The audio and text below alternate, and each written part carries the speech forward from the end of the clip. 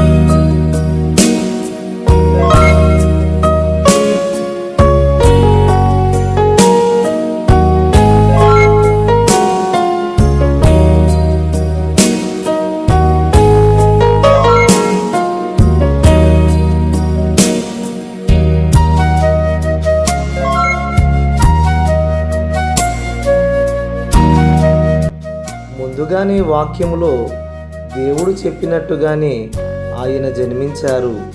ప్రవక్తల ద్వారా పలికించినట్టుగానే అన్నిటినీ నెరవేర్చి ఆయన జన్మించారు. కాబట్టి ఈ క్రిస్మస్ పండుగ దినములలో మనము కూడా క్రీస్తులో నూతనముగా జన్మించి ఆయన రాకడకు సిద్ధపడదాము. ఎందుకంటే ఈ పండుగ దినములలోనే మనం ఎంతో ఆనందంగా ఉంటే ఆయన చెప్పినట్టుగానే మరలా తిరిగి రాబోతున్నారు. మరి సదాకాలము ఆయనతో కూడా ఉండే ఆ ఆనందకరమైన చోటు ఎంత ఆనందము, ఎంత సంతోషము. కావున శాశ్వతమైన మార్గము వైపు మన జీవితాన్ని కొనసాగిద్దాం. 1 యోహాను 2వ అధ్యాయము 17వ వచనంలో దేవుని వాక్యము ఇలా సెలవిస్తుంది: లోకమును దాని ఆశయు గతించిపోవచ్చున్నవి గాని దేవుని చిత్తమును జరిగించేవాడు నిరంతరమునో నిలుచును.